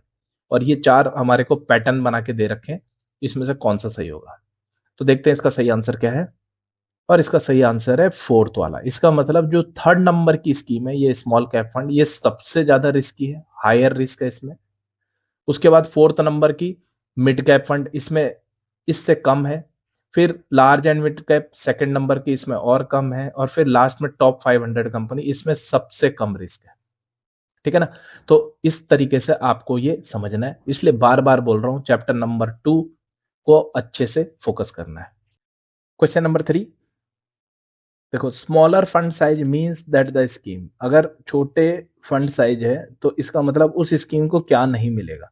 चैप्टर 2 में भी सेम क्वेश्चन था, इसलिए कह रहा हूं चैप्टर 2, चैप्टर 1 और चैप्टर जो ये आपका 12 है थोड़े सिमिलर है। तो smaller fund size means that the scheme, जो छोटा फंड हाउस है मतलब उसको क्या नहीं मिलेगा, दैट द स्कीम। तो लैंग्वेज को भी समझने की कोशिश करो। कह रहा will not get benefit from economy of scale, second has a higher possibility of surviving, third has a higher possibility of return, fourth has lower expenses। बहुत कम खर्चा होगा, स्मॉलर फंड साइज का मतलब कह रहा है ज्यादा रिटर्न देने की उसकी पॉसिबिलिटी है क्योंकि स्मॉलर फंड साइज है। कह रहा highest has higher possibility of surviving, है ना, जीवित रहने की इसकी जो चलेगा ये ज्यादा पॉसिबिलिटी है। और फर्स्ट वाला कह रहा है will not get benefit from economy of scale, economy of scale का बेनिफिट बोला स्मॉल कैप फंड को नहीं मिलेगा। और सही आंसर है फर्स्ट। देखो जो छोटी कंपनी होती है इनको इकोनॉमी ऑफ स्केल का बेनिफिट नहीं मिल पाता। म्यूचुअल फंड के थ्रू जब हम इन्वेस्ट करते हैं उसका सबसे बड़ा बेनिफिट है इकोनॉमी ऑफ स्केल। छोटी कंपनी के पास ज्यादा पैसा नहीं होता तो वो बड़ी जो अपॉर्चुनिटी होती है उनको उनका फायदा नहीं उठा पाती। इसका एग्जाम्पल मैंने कई बार दिया आपको, जियो फाइनेंस पूरे भारत में मुकेश अंबानी जी ने लॉन्च कर दिया, वो भी लेटेस्ट टेक्नोलॉजी के साथ, 5G के साथ। बाकी जो कंपनियां इसी उसमें एक लंबे टाइम से थी वो नहीं कर पाई, वो उससे पिछड़ गई। ऐसा क्या कारण था? क्योंकि मुकेश अंबानी जी के पास, रिलायंस इंडस्ट्री के पास बड़ा पैसा है तो उसने इकोनॉमी ऑफ स्केल का बेनिफिट उठाया। छोटी कंपनियों के पास कम पैसा है इसलिए वो इसका फायदा नहीं उठा पाती। ठीक है, तो ये हम ध्यान रखेंगे। क्वेश्चन नंबर 4 कह रहा है which scheme has a higher risk based on interest rate risk. Question को अच्छे से पढ़ेंगे, फिर से पढ़ेंगे। कह रहा है विच स्कीम, इन चार में से कौन सी स्कीम में हाई रिस्क होगा। किस हिसाब से? रिस्क तो कई प्रकार के। कह रहा है high risk based on interest rate risk, interest rate के हिसाब से इन चारों में सबसे ज्यादा रिस्क की कौन सी स्कीम होगी। Guilt fund, credit risk fund, liquid fund और ओवरनाइट फंड। क्या होना चाहिए आपका आंसर? और सही आंसर है गिल्ट फंड। अब आपको लग रहा होगा भैया गिल्ट फंड में तो कोई रिस्क है ही नहीं, ये तो गवर्नमेंट फंड है। कुछ लोगों को लगता है गवर्नमेंट फंड नहीं है ये। गिल्ट फंड 80% पैसा गवर्नमेंट सिक्योरिटीज में लगाता है, तो इसमें क्रेडिट रिस्क का कोई रिस्क नहीं है, मतलब इसमें पैसे मारे जानेंगे नहीं आपके। ठीक है, लेकिन यहां पर इंटरेस्ट रेट की बात हो रही, तो गिल्ट फंड में सबसे कम इंटरेस्ट मिलता है ना, रिस्क भी कम है तो रिटर्न भी कम होगा। ध्यान रखना कौन सा, अगर यहां पर इंटरेस्ट रेट की जगह क्रेडिट रिस्क होता और लिखा होता हाई रिस्क क्रेडिट के हिसाब से कौन सा है, तो हमारा आंसर क्रेडिट रिस्क हो जाता। ठीक है, तो ध्यान देना है हमारे। Question number 5 for an investor, एक investor to get quick sense of level of risk involve in mutual fund scheme, एक म्यूचुअल फंड स्कीम में कितना रिस्क है इसका क्विक सेंस एकदम देखते ही पता चल जाए। ठीक है, तो सेबी ने सजेस्ट किया है a simplified framework known as, उसको क्या कहते हैं? जैसे आप रोड पे खड़े होते हैं, रेड लाइट जल रही, तो इसका मतलब आपको पता चल गया भैया अभी रुकना है। तो ऐसे ही म्यूचुअल फंड ने ऐसा क्या सिस्टम बना के रखा है जिसको देखते ही आपको क्विक सेंस एकदम से देखते ही पता चल जाता है भैया कितना रिस्क है इसमें। तो क्या आंसर होगा? Riskometer, B risk factor, C fund fact sheet, D investors की रिस्क प्रोफाइल। और करेक्ट आंसर है रिस्कोमीटर। रिस्कोमीटर आपने देखा ना, हमने देखा था जो एक पूरा डी बना हुआ था, लो रिस्क हाई रिस्क, घड़ी की सुई थी उसमें पूरे में घूम रही है कहीं पर भी, उसको रिस्कोमीटर बोलते हैं। और इसको पिक्चोरियल डिपिक्शन भी बोला जाता है। कहीं कहीं पर आपको पूछ लेगा कि पिक्चोरियल डिपिक्शन मतलब क्या है, तो पिक्चोरियल पिक्चर के थ्रू आपको एक इंफॉर्मेशन पास ऑन की जा रही है, उसको पिक्चोरियल डिपिक्शन और रिस्कोमीटर भी बोलते हैं। Question number 6, passive fund are safe. जो बोल रहा है पैसिव फंड है, बोला वो सेफ है, कॉमा। कह रहा है as the NAV of such fund do not go down. बोला जो एनएवी होती है पैसिव फंड की वो नीचे नहीं गिरती, नीचे कभी नहीं जाती, even when the respective market fall. बोला चाहे मार्केट गिर जाए, उसका रिस्पेक्टिव मतलब जिस स्कीम, जिस सिक्योरिटीज में उस स्कीम ने इन्वेस्ट किया हुआ है वो गिर जाए तब भी ये पैसिव फंड की एनएवी नीचे नहीं जाएगी। Full stop. State whether this statement is true और फॉल्स। तो ये स्टेटमेंट ट्रू है कि फॉल्स है, ये हमको बताना है। और करेक्ट आंसर है फॉल्स है। भैया पैसिव फंड ने जहां इन्वेस्ट किया हुआ है वो सिक्योरिटीज मार्केट गिर रहा है, तो पैसिव फंड क्यों नहीं गिरेगा, है ना। तो कोई सी भी स्कीम हो, कोई सी भी म्यूचुअल फंड हो, अगर उसका मार्केट गिर रहा है जिसमें उसने इन्वेस्ट किया है तो उसकी एनएवी भी गिरेगी, ठीक है ना। तो ये ध्यान रखेंगे हम। Question number 7, which among the following scheme would have lower risk of concentration. अब यहां पर क्या बात हो रही है, एक सबसे कम, which among the following scheme would have lower risk of concentration. मतलब कंसंट्रेशन तो एक रिस्क है, आपको चैप्टर 2 से भी समझ में आ गया होगा और इसमें भी समझ आ गया होगा। तो कंसंट्रेशन का रिस्क सबसे कम इन चार में से किसमें है?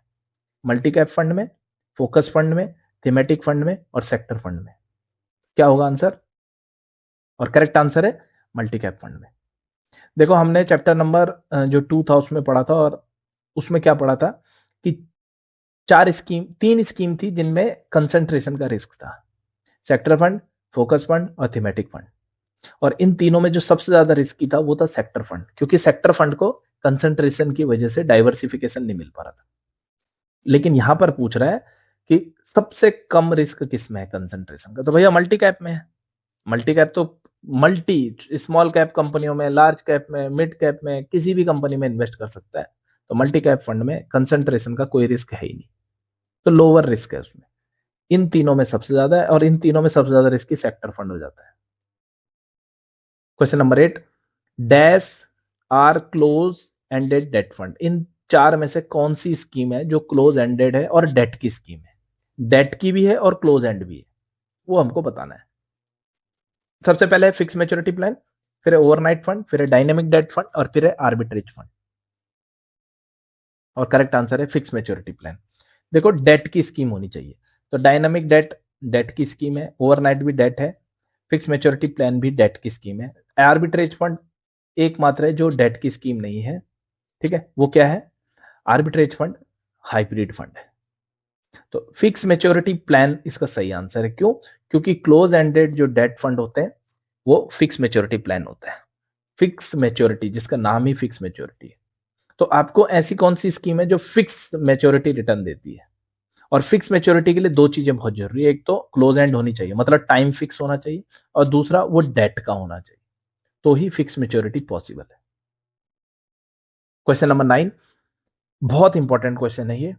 These mutual fund scheme categories have been arrange from lowest risk to highest risk. ठीक है, बोला ये जो तीन म्यूचुअल फंड की स्कीम है, ठीक है, इन तीनों स्कीम को हमने अरेंज करके रखा हुआ है lowest risk to highest risk, low to high हमने अरेंज करके रखा है। ठीक है, कह रहा है which risk are we considering here. बोला यहां पर हम कौन से रिस्क के हिसाब से इनको लो टू हाई हमने अरेंज करके रखा है। तो कौन सा रिस्क है? Government securities fund, corporate bond fund और क्रेडिट रिस्क फंड, ये तीन स्कीम है। तो इन तीनों स्कीम में लो टू हाई क्या है? कंसंट्रेशन के रिस्क की बात हो रही है, क्रेडिट रिस्क की बात हो रही है, इंटरेस्ट रेट रिस्क की बात हो रही है, या ड्यूरेशन रिस्क? तो यहां पर करेक्ट आंसर क्या है? और करेक्ट आंसर है क्रेडिट रिस्क। देखो गवर्नमेंट सिक्योरिटी फंड में क्रेडिट रिस्क नाम का तो कोई रिस्क है नहीं, कॉर्पोरेट बॉन्ड फंड में थोड़ा सा है, लेकिन क्रेडिट रिस्क फंड से बहुत कम है। और सबसे ज्यादा जो रिस्क है, और नाम ही क्रेडिट रिस्क है, क्रेडिट रिस्क फंड सबसे ज्यादा रिस्की है। क्वेश्चन नंबर 10, कह रहा while deciding on investment for his client, ठीक है, what should be the right sequence. इसमें से कौन सा जो है राइट सीक्वेंस होना चाहिए, सही सीक्वेंस कौन सा है? ठीक है, ए में कह रहा है सिलेक्शन, पहले स्कीम को सेलेक्ट करो, फिर रिस्क प्रोफाइलिंग करो, फिर उसका मॉडल पोर्टफोलियो बनाओ। बी में कह रहा है रिस्क प्रोफाइलिंग सबसे पहले करो, फिर एक मॉडल पोर्टफोलियो बनाओ, फिर उसकी स्कीम सेलेक्ट करो। सी में कह रहा है पहले एक मॉडल पोर्टफोलियो बना लो, फिर उसकी रिस्क प्रोफाइलिंग करो, फिर उसको स्कीम को सेलेक्ट करके दो। डी में कह रहा है पहले बोला स्कीम सेलेक्ट कर लो, फिर उसका पोर्टफोलियो बनाओ, फिर उसकी रिस्क प्रोफाइलिंग करो। क्या होगा सही आंसर? और करेक्ट आंसर है आपका बी। सबसे पहले किसी भी इन्वेस्टर का इन्वेस्टमेंट करवाना है तो उसकी रिस्क प्रोफाइलिंग करो, कितना रिस्क ले सकता है, फिर उसके लिए एक मॉडल पोर्टफोलियो बनाओ, और फिर उस पोर्टफोलियो के हिसाब से उसको एक स्कीम को सिलेक्ट करवाओ। ठीक है, तो बी इसमें करेक्ट आंसर है। क्वेश्चन नंबर 11, इन्वेस्टर्स इन्वेस्टर्स लिखा है, ठीक है ना, एक एक पॉइंट को पढ़ना है। Investors who prefer liquidity should invest in. एक इन्वेस्टर है, उसको लिक्विडिटी चाहिए जी, उसकी प्रेफरेंस लिक्विडिटी है, तो उसको कौन सी स्कीम में इन्वेस्ट करना चाहिए? क्लोज एंड फंड में, रियल एस्टेट फंड में, ओपन एंडेड फंड में, या फिक्स्ड डिपॉजिट में? और करेक्ट आंसर है ओपन एंडेड फंड्स में। ओपन एंड स्कीम में अगर किसी को हाई लिक्विडिटी चाहिए तो ओपन एंड में उसको इन्वेस्ट करना चाहिए। कुछ लोगों को लग रहा होगा यार फिक्स डिपॉजिट तो इससे भी आसान है। देखो, फिक्स डिपॉजिट का टाइम फिक्स होता है, भले ही आप अपने बैंक उसमें 2 मिनट में निकाल लेते हो, लेकिन उसमें चार्जेस लगते हैं आपके, ठीक है ना। ओपन एंड फंड अगर आप विड्रॉ करते तो उसमें आपको चार्जेस नहीं लगते हैं, तो है ना। तो ओपन एंड फंड जैसे लिक्विड फंड हो गया हमारा, वो सबसे ज्यादा लिक्विड होती है। Question number 12, why do close ended schemes have the potential for higher return? बोला क्लोज एंड फंड जो होती है उसमें बोला पोटेंशियल होती है ज्यादा रिटर्न लेने की, ऐसा क्यों होता है? ए कह रहा है ड्यू टू हाई लिक्विडिटी, क्योंकि क्लोज एंड में बोला बहुत लिक्विडिटी होती है इसलिए। बी कह रहा है due to investment in liquid asset, क्योंकि लिक्विड एसेट में इन्वेस्ट करता है, कह रहा है इसलिए। सी कह रहा है due to less pressure from investor redemption, बोला क्लोज एंड फंड में जो रिडम्सन का प्रेशर है वो बहुत कम होता है, इसलिए अच्छा रिटर्न देती है। और डी कह रहा है due to hire dividend pay out, बहुत सारा डिविडेंड पे आउट होने की वजह से बोला क्लोज एंड फंड जो है वो अच्छा रिटर्न देती है। और क्या होगा इसका करेक्ट आंसर? और करेक्ट आंसर है C, due to less pressure from investor redemption. देखो, क्लोज एंड फंड में बार बार फंड को रिडीम नहीं किया जाता, कर ही नहीं सकते, है ना, तो इसलिए सी करेक्ट आंसर है। देखो, क्लोज एंड फंड से रिलेटेड खूब सारे क्वेश्चंस आते हैं, मैंने आपको बताया था चैप्टर में भी कि क्लोज एंड और ओपन एंड को हम अलग से एक वीडियो बना रखा है, आपको डिस्क्रिप्शन में उसका लिंक मिल जाएगा। और क्लोज एंड से रिलेटेड क्या क्या क्वेश्चन पूछ सकता है वो भी उसमें हम पूरा डालेंगे, क्लोज एंड और open end. Question number 13, state which of the following statement is are false in context of benchmark, है ना, कंटेंट गलत है ये, तो कॉन्टेक्स्ट ऑफ बेंचमार्क। तो state which of the following statement is are false in context of benchmark, यहां पर content है उसको कॉन्टेक्स्ट पढ़े। A correct, choices of investment universe is not important while selecting an appropriate benchmark for debt mutual fund. B correct, in case of selection of benchmark for an equity mutual fund portfolio concentration is an important factor. ठीक है, इस question का जो topic है वो है benchmark. कह रहे बेंचमार्क को लेकर के इन दोनों में से कौन सी स्टेटमेंट फॉल्स यानी गलत है, गलत बतानी है हमें। आप सही का पता लगा दोगे तो तो भी गलत पता चल जाएगी। तो क्या आंसर होगा? ओनली ए एंड बी या ओनली बी? और करेक्ट आंसर है ओनली ए। ओनली ए जो है ये वाली जो है ये फॉल्स है, सेकंड वाली ट्रू है। तो कह रहा है in case of selection of a benchmark for an equity mutual fund portfolio का जो कंसंट्रेशन है वो इंपॉर्टेंट फैक्टर है। मतलब पोर्टफोलियो मतलब जो इक्विटी की स्कीम है उसने इन्वेस्ट कहाँ किया हुआ है, लार्ज कैप में, मिड कैप में, स्मॉल कैप में, कहाँ इन्वेस्ट किया हुआ है, वो इंपॉर्टेंट है। ये फॉल्स क्यों है? कह रहा है choice of investment universe is not important while selecting an appropriate benchmark। Debt scheme के लिए जो इन्वेस्टमेंट यूनिवर्स है वो इंपॉर्टेंट नहीं है, नहीं भैया है, इंपॉर्टेंट है वो। ठीक है, तो ए वाला फॉल्स है। Question number 14, an international fund is investing in US stocks, what will be the impact of the US dollar strength against the Indian rupee? एक इंटरनेशनल फंड है, उसमें इन्वेस्ट किया है यूएस स्टॉक में भी। कह रहा है क्या इम्पैक्ट, क्या असर पड़ेगा यूएस डॉलर अगर स्ट्रेंथ होता है, मजबूत होता है इंडियन रुपए के मुकाबले में? तीन ऑप्शन है। ए कह रहा है there will be no impact on mutual fund since it is investing in stocks not currency. B कह रहा है the NAV of the scheme in Indian rupee will increase. C the NAV of scheme in Indian rupee will decrease. अब देखते हैं सही answer इसका। सही answer है B, the NAV of the scheme in Indian rupee will increase, फायदा होगा उसका। एक्सप्लेन कर रखा है इसको, कह रहा है when the US dollar strength against Indian rupee, अगर डॉलर जो है अमेरिका का वो मजबूत होता है भारतीय रुपए के मुकाबले में, तो जो वैल्यू होगी यूएस स्टॉक्स की जो फंड ने खरीदा हुआ है वो भी इंक्रीज बढ़ेगा। और जब हम उस डॉलर को कन्वर्ट करेंगे इंडियन रुपी में तो हमारे को क्या होगा, हायर एनएवी मिलेगी, ज्यादा पैसे मिलेंगे। ठीक है। Question number 15, floating interest rate is, देखो फ्लोटिंग क्या करती है, हमारी नाव जो होती है वो फ्लोट करती है, तो फ्लोटिंग इंटरेस्ट रेट इज, तो कह रहा है payable on on maturity, base rate plus spread, prime landing rate, और डी है यील्ड स्प्रेड। तो क्या होना चाहिए इसका सही आंसर, और इसका सही आंसर है बेस रेट प्लस स्प्रेड। ठीक है।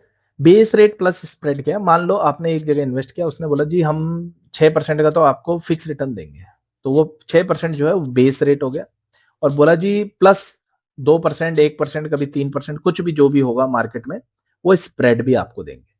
तो स्प्रेड फिक्स नहीं है, बेस रेट वो फिक्स है। तो base rate plus spread is equal to floating rate instruments. ठीक है, तो ये ध्यान रखेंगे हम।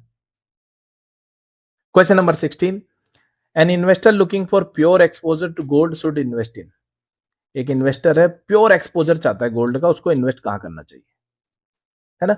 ये क्वेश्चन गोल्ड के ऊपर है, चैप्टर 2 में भी है। देखो चैप्टर 2 और चैप्टर 12 के कुछ क्वेश्चन आपको सिमिलर से लग रहे होंगे, है ना, क्योंकि सिमिलर है। चैप्टर जो 2 है उसी का हायर वर्जन ये चैप्टर नंबर 16 है और डिटेल में। तो एक इन्वेस्टर प्योर एक्सपोजर चाहता है गोल्ड का, तो उसको इन्वेस्ट कहां करना चाहिए, गिफ्ट फंड बिल्कुल गलत है, गोल्ड सेक्टर फंड ये भी गलत है, गोल्ड माइनिंग कंपनी ये भी गलत है, तो करेक्ट आंसर है गोल्ड ईटीएफ में करना चाहिए। तो गोल्ड ईटीएफ क्या करती है, ये 100% पैसा गोल्ड में इन्वेस्ट करती है, तो हमको गोल्ड का एक्सपोजर मिलेगा। तो सही आंसर है gold ETF.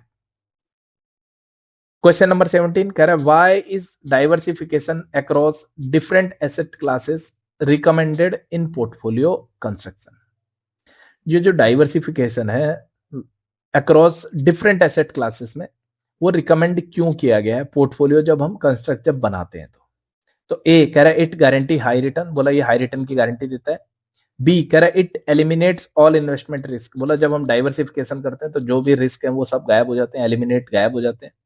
See it help in balancing the overall risk and reducing the impact of a decline in any single asset class. और डी कह रहा है it focus investment only in the safest asset class. तो क्या होना चाहिए इसका सही आंसर, और इसका सही आंसर है सी इट हेल्प।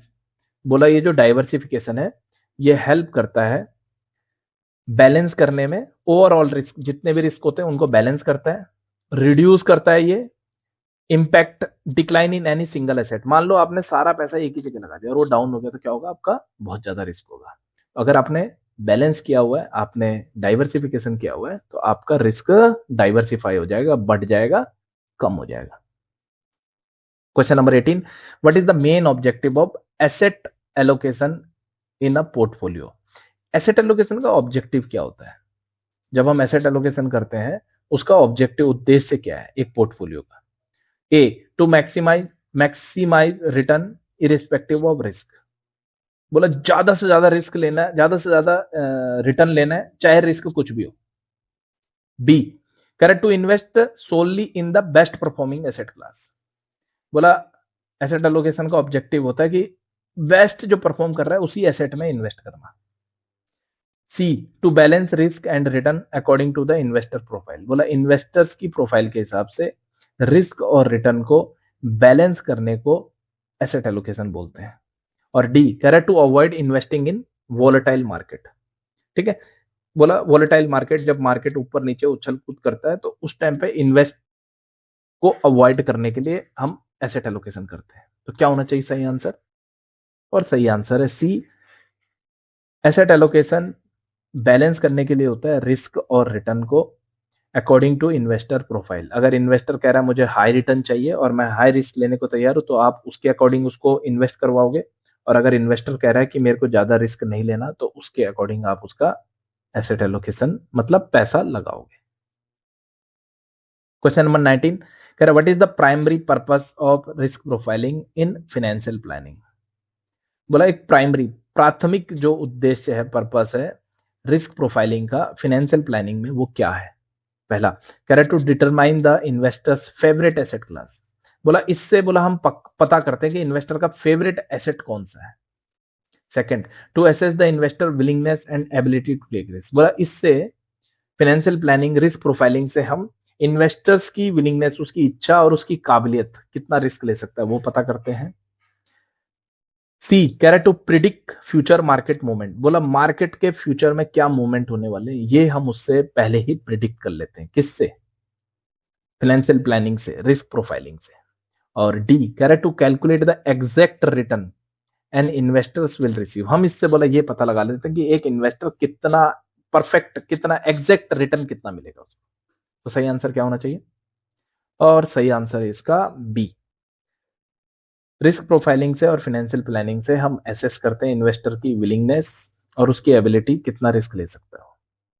ठीक है, तो ये था 19 क्वेश्चन हमारा।